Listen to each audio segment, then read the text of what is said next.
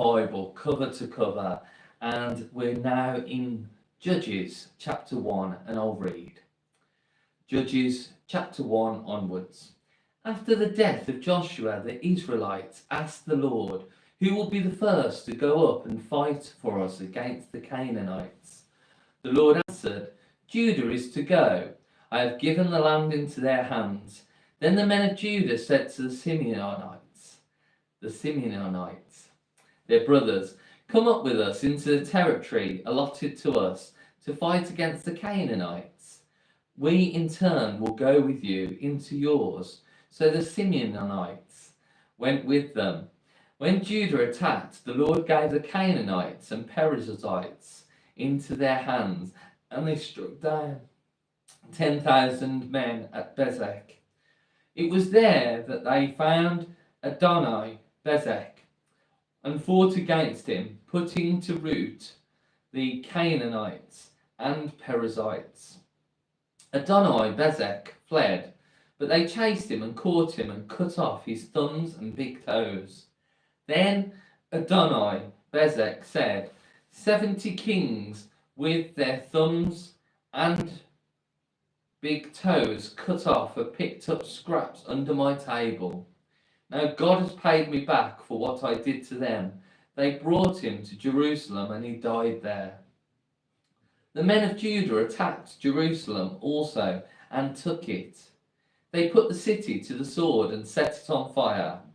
After that, the men of Judah went down to fight against the Canaanites living in the hill country, the Negev, and the western foothills. They advanced against the Canaanites living in Hebron, formerly called Kiriath Arba, and defeated Shesha, Ahiman, and Talmah. From there they advanced against the people living in Debir, formerly called Kiriath Sefer, and Caleb said, "I will give my daughter Aksah in marriage to the man who attacks and captures Kiriath Sefer." Othniel, son of Kenaz, Caleb's younger brother, took it, so Caleb gave his daughter Aksah to him in marriage. One day, when she came to Othniel, she urged him to ask her father for a field. When she got off the donkey, Caleb asked her, "What can I do for you?" She replied, "Do me a special favour. Since you have given me land in the Negev, give me also springs of water." Then Caleb gave her the upper and lower springs. The descendants of Moses' father-in-law, the Kenite, went up from the city of palms with the men of Judah to live among the people of the desert of Judah in the Negev near Arad. Then the men of Judah went with the Simeonites, their brothers, and attacked the Canaanites living in Zephath, and they totally destroyed the city. Therefore it was called Hormah. The men of Judah also took Gaza, Ashkelon, and Ekron, each city with its territory. The Lord was with the men of Judah. They took possession of the hill country, but they were unable to drive the people from the plains, because they had iron chariots. As Moses had promised, Hebron was given to Caleb, who drove from it the 3 sons of Anak. The Benjamites, however, failed to dislodge the Jebusites, who were living in Jerusalem. To this day, the Jebusites live there with the Benjamites. Now the house of Joseph attacked Bethel, and the Lord was with them. When they sent men to spy out Bethel, formerly called Luz, the spies saw a man coming out of the city, and they said to him, "Show us how to get into the city, and we will see that you are treated well." So he showed them, and they put the city to the sword, but spared the man and his whole family. He then went to the land of the Hittites, where he built a city and called it Luz, which is its name to this day. But Manasseh did not drive out the people of Beth Shan, or Tanakh, or Dor, or Iblim, or Megiddo, and their surrounding settlements, for the Canaanites were determined to live in that land. When Israel became strong, they pressed the Canaanites into forced labour, but never drove them out completely. Nor did Ephraim drive out the Canaanites living in Gezer, but the Canaanites continued to live there among them. Neither did Zebulun drive out the Canaanites living in Kitron or Nahalol, who remained among them, but they did subject them to forced labour. Nor did Asher drive out those living in Akkah or Sidon, or Alab, or Aksib, or Helba, or Aphek, or Rahab. And because of this, the people of Asher lived among the Canaanite inhabitants of the land. Neither did Naphtali drive out those living in Beth Shemesh or Beth Anath, but the Naphtalites too lived among the Canaanite inhabitants of the land, and those living in Beth Shemesh and Beth Anath became forced labourers for them. The Amorites confined the Danites to the hill country, not allowing them to come down into the plain. And the Amorites were determined also to hold in Mount Heres, Ajalon, and Shalbin. But when the power of the house of Joseph increased, they too were pressed into forced labour. The boundary of the Amorites was the Scorpion Pass to Selah and beyond. Judges chapter 2. The angel of the Lord went up from Gilgal to Bochim and said, I brought you up out of Egypt and led you into the land that I swore to give to your forefathers. I said, I will never break my covenant with you, and you shall not make a covenant with the people of this land, but you shall break down their altars. Yet you have disobeyed me. Why have you done this? Now therefore I tell you that I will not drive them out before you. They will be thorns in your sides, and their gods will be a snare to you. When the angel of the Lord had spoken these things to all the Israelites, the people wept aloud, and they called that place Bochim. There they offered sacrifices to the Lord. After Joshua had dismissed the Israelites, they went to take possession of the land, each to his own inheritance. The people served the Lord throughout the lifetime of Joshua and of the elders who outlived him, and who had seen all the great things the Lord had done for Israel. Joshua, son of Nun, the servant of the Lord, died at the age of 110, and they buried him in the land of his inheritance at Timnath Heres, in the hill country of Ephraim, north of Mount Gaash. After the whole generation had been gathered to their fathers, another generation grew up who knew neither the Lord nor what he had done for Israel. Then the Israelites did evil in the eyes of the Lord and served the Baals. They forsook the Lord and the God of their fathers, who had brought them out of Egypt. They followed and worshipped various gods of the peoples around them. They provoked the Lord to anger because they forsook him and served Baal and the Ashtoreths. In his anger against Israel, the Lord handed them over to raiders who plundered them. He sold them to their enemies all around, whom they were no longer able to resist. Whenever Israel went to fight, the hand of the Lord was against them to defeat them, just as he had sworn to them. They were in great distress. Then the Lord raised up judges who saved them out of the hands of these raiders.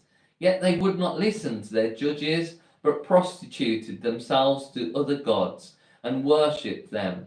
Unlike their fathers, they quickly turned from the way in which their fathers had walked, the way of obedience to the Lord's commands. Whenever the Lord raised up a judge for them, he was with the judge and saved them out of the hands of their enemies, as long as the judge lived. For the Lord had compassion on them, as they groaned under those who oppressed and afflicted them. But when the judge died, the people returned to ways even more corrupt than those of their fathers, following other gods and serving and worshipping them. They refused to give up their evil practices and stubborn ways. Therefore the Lord was very angry with Israel and said, because this nation has violated the covenant that I laid down for their forefathers and has not listened to me, I will no longer drive out before them any of the nations Joshua left when he died. I will use them to test Israel and see whether they will keep the way of the Lord and walk in it as their forefathers did. The Lord had allowed those nations to remain. He did not drive them out at once by giving them into the hands of Joshua. Judges chapter 3. These are the nations the Lord left to test all those Israelites who had not experienced any of the wars in Canaan. He did this only to teach warfare to the descendants of the Israelites who had not had previous battle experience. The 5 rulers of the Philistines, all the Canaanites, the Sidonians, and the Hivites, living in the Lebanon mountains from Mount Baal Hermon to Lebo Hamath. They were left to test the Israelites to see whether they would obey the Lord's commands, which he had given their forefathers through Moses. The Israelites lived among the Canaanites, Hittites, Amorites, Perizzites, Hivites, and Jebusites. They took their daughters in marriage and gave their own daughters to their sons and served their gods. The Israelites did evil in the eyes of the Lord. They forgot the Lord, their God, and served the Baals and the Asherahs. The anger of the Lord burned against Israel, so that he sold them into the hands of Cushan Rishathaim, king of Aram Naharaim, to whom the Israelites were subject for 8 years. But when they cried out to the Lord, he raised up for them a deliverer, Othniel, son of Kenaz, Caleb's younger brother, who saved them. The Spirit of the Lord came upon him, so that he became Israel's judge and went to war. The Lord gave Cushan Rishathaim, king of Aram, into the hands of Othniel, who overpowered him, so the land had peace for 40 years, until Othniel, son of Kenaz, died. Once again, the Israelites did evil in the eyes of the Lord, and because they did this evil, the Lord gave Eglon, king of Moab, power over Israel, getting the Ammonites and Amalekites to join him. Eglon came and attacked Israel, and they took possession of the city of palms. The Israelites were subject to Eglon, king of Moab, for 18 years. Again, the Israelites cried out to the Lord, and he gave them a deliverer, Ehud, a left-handed man, the son of Gera, the Benjamite. The Israelites sent him with tribute to Eglon, king of Moab. Now Ehud had made a double-edged sword, about 1.5 feet long, which he strapped to his right thigh under his clothing. He presented the tribute to Eglon, king of Moab, who was a very fat man. After Ehud had presented the tribute, he sent on their way the men who had carried it. At the idols near Gilgal, he himself turned back and said, "I have a secret message for you, O king." The king said, "Quiet," and all his attendants left him.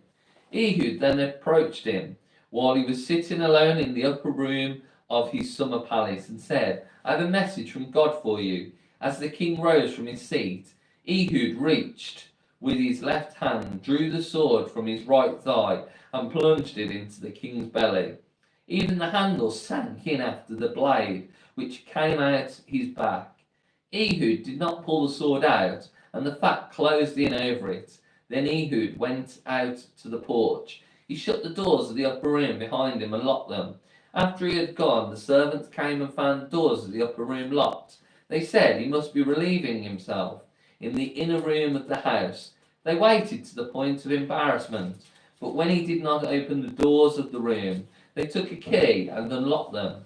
There they saw their lord fallen to the floor dead. While they waited, Ehud got away. He passed by the idols and escaped to Seirah.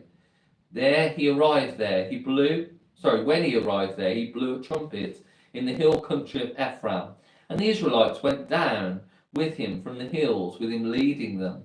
"Follow me," he ordered, "for the Lord has given me Moab, your enemy, into your hands." So they followed him down, and taking possession of the fords of the Jordan that led to Moab, they allowed no one to cross over. At that time they struck down about 10,000 Moabites, all vigorous and strong, not a man escaped. That day Moab was made subject to Israel, and the land had peace for 80 years.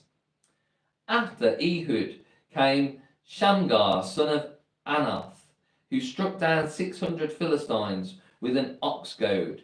He too saved Israel. Judges chapter 4.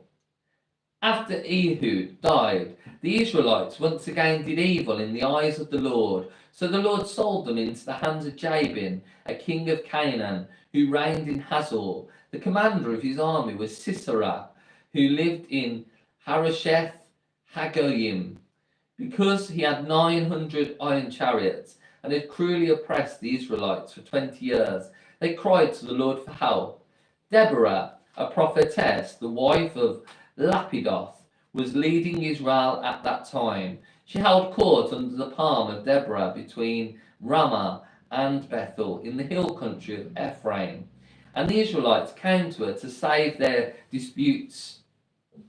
have their disputes decided. She sent for Barak, son of Abinoam, from Kedesh in Naphtali, and said to him, "The Lord, the God of Israel, commands you, go, take with you 10,000 men of Naphtali and Zebulun, and lead the way to Mount Tabor. I will lure Sisera, the commander of Jabin's army, with his chariots and his troops to the Kishon River, and give him into your hands." Barak said to her, "If you go with me, I will go, but if you don't go with me, I won't go." "Very well," Deborah said, "I will go with you, but because of the way you are going about this, the honor will not be yours, for the Lord will hand Sisera over to a woman." So Deborah went with Barak to Kedesh, where he summoned Zebulun and Naphtali. 10,000 men followed him, and Deborah also went with them. Now Heber, the Kenite, had left the other Kenites, the descendants of Hobab, Moses' brother-in-law, and pitched his tent by the great tree in Zainanim, near Kedesh. When they told Sisera that Barak, son of Abinoam, had gone up to the Mount Tabor, Sisera gathered together his 900 iron chariots and all the men with him from Harosheth Hagoyim to the Kishon River.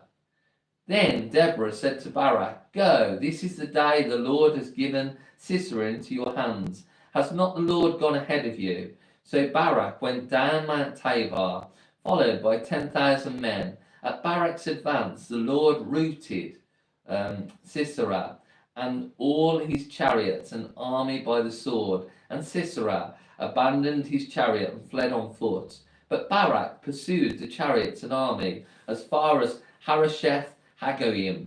All the troops of Sisera fell by the sword, not a man was left. Sisera, however, fled on foot to the tent of Jael, the wife of Heber, the Kenite, because they were friendly relations between Jabin, king of Hazor, and the clan of Heber the Kenite. Jael went out to meet Sisera and said to him, "Come, my lord, come right in, don't be afraid." So he entered her tent, and she put a covering over him. "I'm thirsty," he said, "please give me some water." She opened a skin of milk, gave him a drink, and covered him up. "Stand in the doorway of the tent," he told her. "If someone comes by and asks you if anyone is here, say no."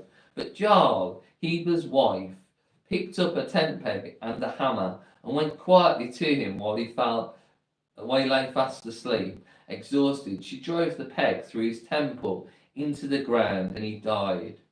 Barak came by in pursuit of Sisera, and Jael went out to meet him. "Come," she said, "I will show you the man you're looking for." So he went in with her, and there lay Sisera with the tent peg through his temple, dead. On that day, God subdued Jabin, the Canaanite king, before the Israelites, and the hand of the Israelites grew stronger and stronger against Jabin, the Canaanite king, until they destroyed him. Judges chapter 5. On that day, Deborah and Barak, son of Abinoam, sang this song: "When the prince in Israel take the lead, when the people willingly offer themselves. Praise the Lord.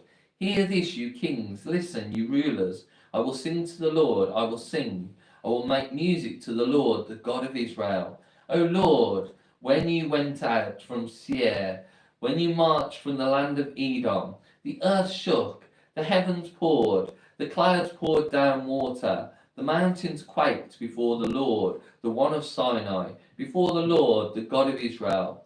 In the days of Shamgar, son of Anath, in the days of Jael, the roads were abandoned.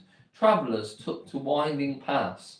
Village life in Israel ceased until I, Deborah, arose a mother in Israel. When they chose new gods, war came to the city gates, and not a shield or spear was seen among 40,000 in Israel. My heart is with Israel's princes, with the willing volunteers among the people. Praise the Lord. You who ride on white donkeys, sitting on your saddle blankets, and you who walk along the road. Consider the voice of the singers at the watering places. They recite the righteous acts of the Lord, the righteous acts of the warriors in Israel. Then the people of the Lord went down to the city gates. Wake up, Deborah. Wake up, break out in song. Arise, O Barak. Take captive your captives, O son of Abinoam. Then the men who were left came down to the nobles. The people of the Lord came to me with the mighty. Some came from Ephraim, whose roots were in Amalek. Benjamin was with the people who followed you. From Machir, captains came down. From Zebulun, those who bear a commander's staff. The princes of Issachar were with Deborah. Yes, Issachar was with Barak, rushing after him into the valley. In the districts of Reuben, there was much searching of heart. Why did you stay among the campfires to hear the whistling of the flocks? In the districts of Reuben, there was much searching of heart. Gilead stayed beyond the Jordan, and Dan, why did he linger by the ships? Asher remained on the coast and stayed in his coves. The people of Zebulun risked their very lives, so did Naphtali on the heights of the field. Kings came, they fought, the kings of Canaan fought, at Tanakh, by the waters of Megiddo. But they carried off no silver, no plunder. From the heavens the stars fought, from their courses they fought against Sisera. The river Kishon swept them away, the age-old river, the river Kishon. March on, my soul, be strong. Then thundered the horses' hooves. Galloping, galloping, go his mighty steeds. Curse Meroz, said the angel of the Lord, curse its people bitterly, because they did not come to help the Lord against the mighty. Most blessed of women, Bezalel, the wife of Heber the Kenite, most blessed of tent-dwelling women. He asked for water, and she gave him milk. In a bowl fit for nobles, she brought him curdled milk. A hand reached for the tent peg, her right hand for the workman's hammer. She struck Sisera, she crushed his head, she shattered and pierced his temple. At her feet he sank, he fell, there he lay. At her feet he sank, he fell, where he sank, where he fell, dead. Through the window peered Sisera's mother. Behind the lattice she cried out, why is his chariot so long in coming? Why is the clatter of his chariots delayed? The wisest of her ladies answer her. Indeed, she keeps saying to herself, are they not finding and dividing the spoils? A gull or two for each man, colourful garments as plunder for Sisera, colourful garments embroidered, highly embroidered garments for my neck, all this as plunder. So may all your enemies perish, O Lord, but may they who love you be like the sun when it rises in its strength. Then the land had peace. 40 years. Judges chapter 6. Again, the Israelites did evil in the eyes of the Lord, and for 7 years he gave them into the hands of the Midianites. Because the power of Midian was so oppressive, the Israelites prepared shelters for themselves in mountain clefts, caves, and strongholds. Whenever the Israelites planted their crops, the Midianites, Amalekites, and other eastern people invaded their country. They camped on the land and ruined the crops all the way to Gaza, and did not spare a living thing for Israel, neither sheep, nor cattle, nor donkeys. They came up with their livestock and their tents like swarms of locusts. It was impossible to count the men and their camels. They invaded the land to ravage it. Midian so impoverished the Israelites that they cried out to the Lord for help. When the Israelites cried to the Lord because of Midian, he sent them a prophet who said, "This is what the Lord, the God of Israel, says. I brought you up out of Egypt, out of the land of slavery. I snatched you from the power of Egypt and from the hand of all your oppressors. I drove them from before you and gave you their land. I said to you, I am the Lord your God. Do not worship the gods of the Amorites, in whose land you live. But you have not listened to me." The angel of the Lord came and sat down under the oak in Ophrah that belonged to Joash the Abizarite, where his son Gideon was threshing wheat in a winepress to keep it from the Midianites. When the angel of the Lord appeared to Gideon, he said, "The Lord is with you, mighty warrior." "But sir," Gideon replied, "if the Lord is with us, why has all this happened to us? Where are all his wonders that our fathers told us about when they said, 'Did not the Lord bring us up out of Egypt?' But now the Lord has abandoned us and put us into the hand of Midian." The Lord turned to him and said, "Go in the strength you have and save Israel out of Midian's hand. Am I not sending you?" "But Lord," Gideon asked, "how can I save Israel? My clan is the weakest in Manasseh, and I am the least in my family." The Lord answered, "I will be with you, and you will strike down all the Midianites together." Gideon replied, "If now I have found favor in your eyes, give me a sign that it is really you talking to me. Please do not go away until I come back and bring my offering and set it before you." And the Lord said, "I will wait until you return." Gideon went in, prepared a young goat, and from an ephah of flour he made bread without yeast, putting the meat in a basket and its broth in a pot. He brought them out and offered them to him under the oak. The angel of God said to him, "Take the meat and the unleavened bread, place them on this rock, and pour out the broth." And Gideon did so. With the tip of his staff that was in his hand, the angel of the Lord touched the meat and the unleavened bread. Fire flared from the rock, consuming the meat and the bread, and the angel of the Lord disappeared. When Gideon realized that it was the angel of the Lord, he exclaimed, Sovereign Lord, I have seen the angel of the Lord face to face." But the Lord said to him, "Peace, do not be afraid, you are not going to die."